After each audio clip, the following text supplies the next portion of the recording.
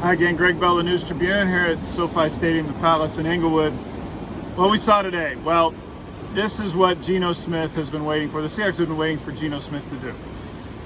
Last year at Pittsburgh, at the end of the game, he didn't do it. Against New Orleans last season, filling in for Russell Wilson, he didn't do it. Didn't do it against Atlanta in September. He didn't do it last week against Las Vegas. Late drives to win, a comeback win at the end. He did it today on the road in Los Angeles. Down 23-20 with just over 2 minutes to play.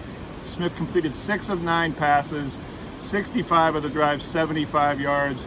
Key third down, 10-yard on 3rd and 10 to Tyler Lockett. Big throw over the middle to Marquise Goodwin. A perfect strike to DK Metcalf for the touchdown with just under a minute to play. It was what the Seahawks said they've been waiting to see. Pete Carroll after the game said he needed that, Geno Smith did, to carry the Seahawks into the final 5 games and what they hope is the playoffs.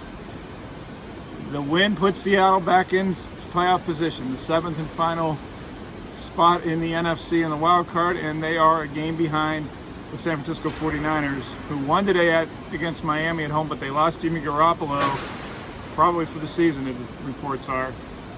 And so now Seattle has a home game in 2 weeks against those 49ers on a Thursday night, after a home game this weekend coming up against Carolina.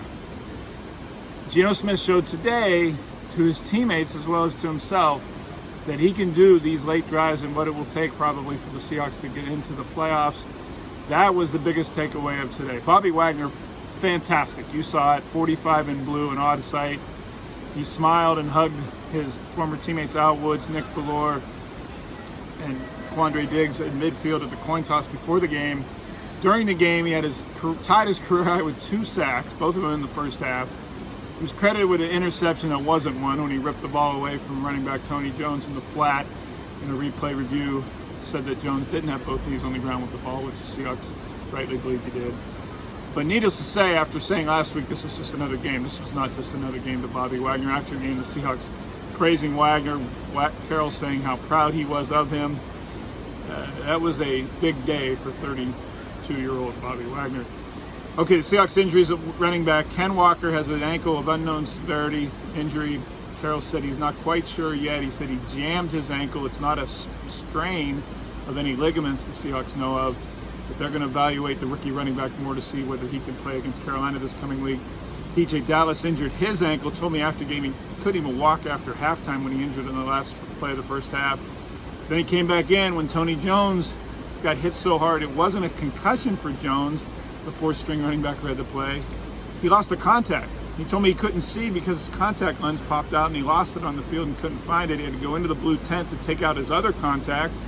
Went back in the game basically legally blind. He told me when he doesn't have his contacts in, he can't drive and he needs to have glasses. So he played a key role in the field goal drive to put the Seahawks up 20-16, converting a first down when he was trapped in the backfield, but really not being able to see. He's just playing without his contact lenses. More issues for the Seahawks at running back. That's a to-be-determined story as we go into the coming week. Lots more to cover in this win. A escape, really, from a fallen 3-9 Rams team is on thenewstribune.com and on Twitter at GBellSeattle.